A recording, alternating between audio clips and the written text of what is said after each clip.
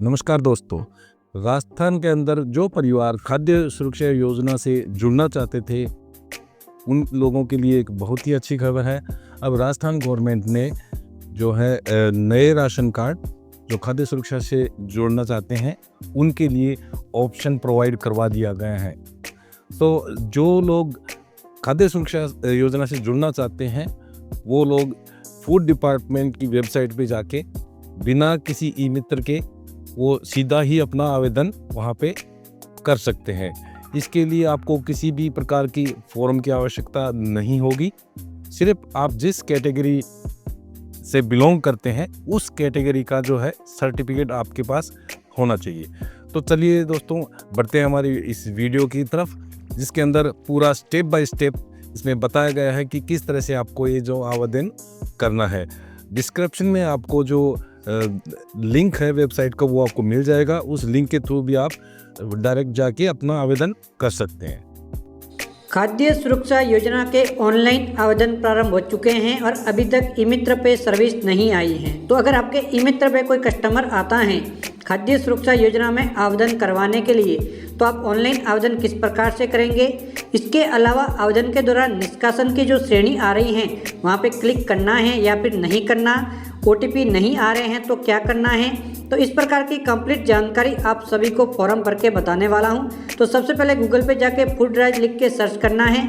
इस प्रकार से FOODRAJ, फिर ये वाला पोर्टल आपको दिखाई देगा, अभी आप देख सकते हैं। तो इस पोर्टल को ओपन करना है। जैसे ही पोर्टल ओपन हो जाएगा इस प्रकार से दिखाई देगा राजस्थान सरकार खाद्य एवं नागरिक आपूर्ति विभाग। तो आपको थोड़ा सा नीचे ड्रैग करना है और यहाँ पे आपको ऑप्शन मिल जाएगा खाद्य योजना में आवेदन का। तो जस्ट यहाँ पे क्लिक करना है। अब यहाँ पे आने के बाद खाद्य सुरक्षा योजना का नया आवेदन करने के लिए यहाँ पे क्लिक करना होगा। एक बार आवेदन कर लिया उसके बाद स्टेटस देखने के लिए यहाँ पे क्लिक करना होगा। तो जस्ट आप यहाँ पे क्लिक करेंगे। उसके बाद यहाँ पे जिला लेंगे जिस जिले का आप आवेदन कर रहे हैं। उसके बाद राशन कार्ड नंबर यहाँ पे दर्ज करने हैं। उसके बाद राशन कार्ड खोजे पे क्लिक करना है। एक मैसेज मिलेगा कि अगर आप पात्र हैं तभी आपको आवेदन करना है, वरना फिर आवेदन नहीं करना है। तो फिर जस्ट आप ओके पे क्लिक करेंगे। ओके पर क्लिक करते ही राशन कार्ड में दर्ज सभी सदस्य दिखाई देंगे और इसके जस्ट पीछे आधार कार्ड लिंक हैं या फिर नहीं बताएगा। अगर हाँ है तो उस सदस्य के साथ आधार कार्ड नंबर लिंक हैं, अगर नहीं बता रहा है तो उस सदस्य के साथ आधार कार्ड नंबर लिंक नहीं है। तो परिवार के किसी भी एक सदस्य के साथ यहाँ पे आधार कार्ड नंबर लिंक होना जरूरी है, तभी आप आवेदन कर सकते हैं। अगर परिवार के सभी सदस्यों के साथ आधार कार्ड नंबर लिंक नहीं है तो आप आवेदन नहीं कर सकते। पहले आपको यहाँ पे लिंक करवाने होंगे आधार कार्ड। एक बार आधार कार्ड लिंक हो गए उसी के बाद आप आवेदन कर सकते हैं। तो आवेदन के लिए शून्य पे क्लिक करना है। जैसे ही शून्य पे क्लिक करेंगे तो यहाँ पे डायरेक्टली एक आधार कार्ड के साथ लिंक मोबाइल फ़ोन नंबर पे OTP नंबर भेज दिए जाएंगे। अगर आधार कार्ड के साथ मोबाइल फ़ोन नंबर लिंक नहीं है तो भी OTP नंबर नहीं भेजे जाएंगे। तो यहाँ पे लिंक होना जरूरी है। तो उसके बाद जस्ट आप ओके पे क्लिक करेंगे। अब जो OTP नंबर प्राप्त हुए हैं उसे जस्ट यहाँ पे दर्ज करना है। OTP नंबर दर्ज करने के बाद सबमिट पे जैसे ही क्लिक करेंगे तो आपका आवेदन फॉर्म ओपन हो जाएगा। यहाँ पे राशन कार्ड नंबर आ जाएंगे, यहाँ पे खाद्य सुरक्षा का प्रकार नाम आ जाएगा, एड्रेस आ जाएगा और राशन के दुकानदार का नाम आ जाएगा, परिवार के सभी सदस्य आ जाएंगे। तो सबसे पहले व्यवसाय लेना है परिवार के सभी सदस्यों का। उसके बाद किसी सदस्य के नाम से गैस कनेक्शन है तो उस सदस्य के आगे 17 डिजिट की ID डालनी है, फिर मोबाइल फ़ोन नंबर डालने हैं सभी सदस्य के। तो सबसे पहले यहाँ पे व्यवसाय मैं ले लेता हूँ।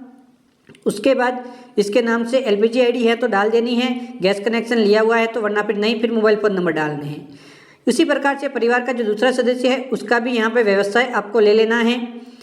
अब अगर इस सदस्य के नाम से गैस कनेक्शन है तो आपको डाल देना है 17 डिजिट की जो LPG ID होती है, यहाँ पे देख सकते हैं, ये आपको जरूर डालनी है। अगर गैस कनेक्शन है तो ये आपको विशेष करके ध्यान रखना है और फिर मोबाइल फ़ोन नंबर डालने हैं।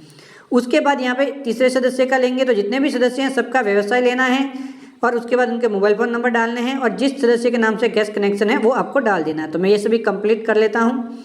ये सभी कंप्लीट कर लेने के बाद आपको जस्ट आगे बढ़ना होगा।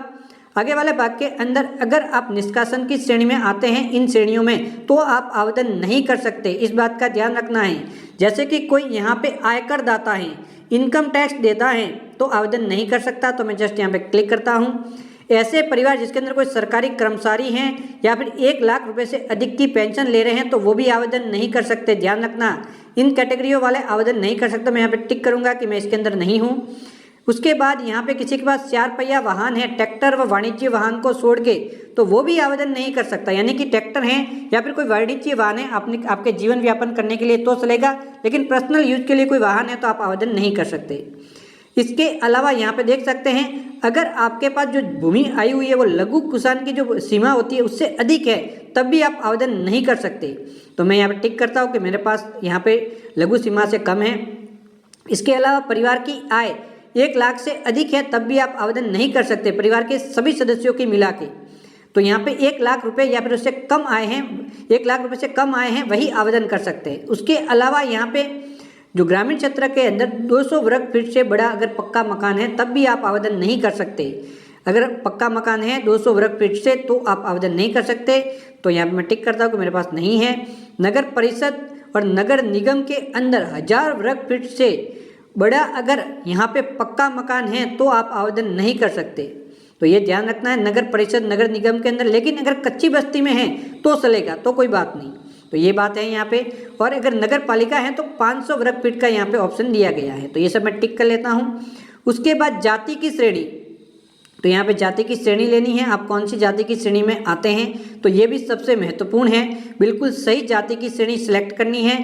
फिर समावेशन की श्रेणी, जिस श्रेणी के तहत आपको खाद्य सुरक्षा योजना में जोड़ा जाएगा उस श्रेणी में होना जरूरी है। इन सब में तो आपको होना नहीं चाहिए, लेकिन जो समावेशन की श्रेणी है इसमें से एक श्रेणी के अंदर कोई है तभी आवेदन कर सकते हैं। इनमें से कोई भी एक श्रेणी, अगर इनमें से किसी भी श्रेणी में कोई नहीं है तो आवेदन नहीं कर सकता। जैसे कि Antyodaya BPL, state BPL, Annapurna हो गए, तो ये हो गए। इसके अलावा मुख्यमंत्री वृद्धजन सम्मान पेंशन योजना या फिर इंदिरा गांधी राष्ट्रीय पेंशन योजना। तो यहाँ पे ध्यान रखना है कि एक जैसी दो पेंशन है, एक तो इंदिरा गांधी है और एक मुख्यमंत्री पेंशन है। तो आपको ध्यान रखना है कि जिस कैटेगरी का पीपीओ बना हुआ है उसी कैटेगरी को सिलेक्ट करना है और उसी कैटेगरी का पीपीओ ऑनलाइन अपलोड करना है। यहाँ पे बहुत सारे लोग गलती कर रहे हैं, इसका विशेष करके आपको ध्यान देना। जैसे कि मुख्यमंत्री एकल नारी पेंशन हो गई और इसके अंदर भी इंदिरा गांधी जो विधवा पेंशन भी हो गई। इसी प्रकार से विशेष योग्यजन के अंदर भी 2 पेंशन है। तो जिस कैटेगरी से पेंशनर ले रहा है वही कैटेगरी सिलेक्ट करनी है।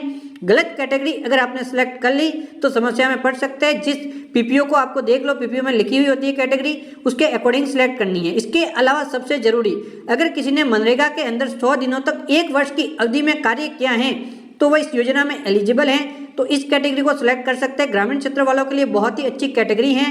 तो यहाँ पे ग्राम सेवक के पास जाना है, ऑनलाइन हाजिरी की प्रिंट आउट निकाल के ग्राम सेवक से प्रमाणित करवाना है और यहाँ पे अपलोड कर लेनी है। इसके अलावा दूसरी कैटेगरी है जिसके अंदर अगर आप आते हैं तो ले सकते हैं। तो ओनली एक कैटेगरी लेनी है जो कि आपके लिए सबसे सही है। वह कैटेगरी लेने के बाद उस कैटेगरी से संबंधित एक डॉक्यूमेंट जिसकी सही 150 KB है वह आपको यहाँ पे अपलोड करना है। तो डॉक्यूमेंट बिल्कुल सही होना चाहिए। ऐसे ही कोई डॉक्यूमेंट अपलोड किया तो समस्या में पड़ सकते हैं। फिर यहाँ पे क्लिक करना है और सबसे जरूरी यहाँ पे जो भी ऊपर समावेशन की श्रेणी दी है उसके ऊपर टिक करना जरूरी है। तो आप समझ चुके होंगे कि टिक करना है या फिर नहीं। उसके बाद सेव पे क्लिक करना है। जैसे सेव पे क्लिक करेंगे आवेदन सबमिट हो जाएगा, आपको एक मैसेज मिल जाएगा, आवेदन क्रमांक मिल जाएंगे। ओके पे क्लिक करके करेंगे। उसके बाद फॉर्म की प्रिंट आउट निकाल लेंगे। प्रिंट आउट निकालने के बाद वापस आप मेन पेज पे जाएंगे। जब भी आपको स्टेटस देखना है यहाँ पे जस्ट आप क्लिक करेंगे। उसके बाद जो आवेदन यहाँ पे जो राशन संख्या डाल के यहाँ पे क्लिक करेंगे तो यहाँ पे राशन कार्ड संख्या यहाँ पे क्लिक करेंगे। यहाँ पे राशन कार्ड नंबर बताएंगे, आवेदन क्रमांक, कब आपने आवेदन किया है, समावेशन की श्रेणी कौन सी थी और आपका आवेदन कौन से स्तर तक पहुँचा यहाँ पे बताएंगा। तो आवेदन के 30 दिनों के अंदर अंदर आपका फॉर्म या तो एक्सेप्ट होगा या फिर रिजेक्ट होगा। 2 ऑप्शन ही इस बार दिए गए हैं। तो यहाँ पे आपको आवेदन में कोई भी गलती नहीं करनी है। अगर गलती हुई तो आपका आवेदन रिजेक्ट हो जाएगा और उसके बाद आप कुछ भी नहीं कर सकते। तो इस बात का विशेष करके ध्यान रखना है। श्रेणी का दस्तावेज बिल्कुल सही अपलोड करना है। इसके अलावा निष्कासन की श्रेणी में अगर आप आते हैं तो आपको आवेदन नहीं करना है। तो आप कंप्लीट डिटेल में समझ चुके होंगे कि खाद्य सुरक्षा योजना 2025 के अंदर आप ऑनलाइन आवेदन किस प्रकार से कर सकते हैं। एक बार आवेदन हो गया संबंधित अधिकारी के पास पहुंच जाएगा। एक कमेटी बना के 30 दिनों के अंदर अंदर जांच करेंगी। जांच के अंदर योग्य पाए जाते हैं तो आपका नाम खाद्य सुरक्षा योजना में जुड़ जाएगा और उसके बाद राशन की सामग्री आप ले सकते हैं। तो बाय बाय दोस्तों।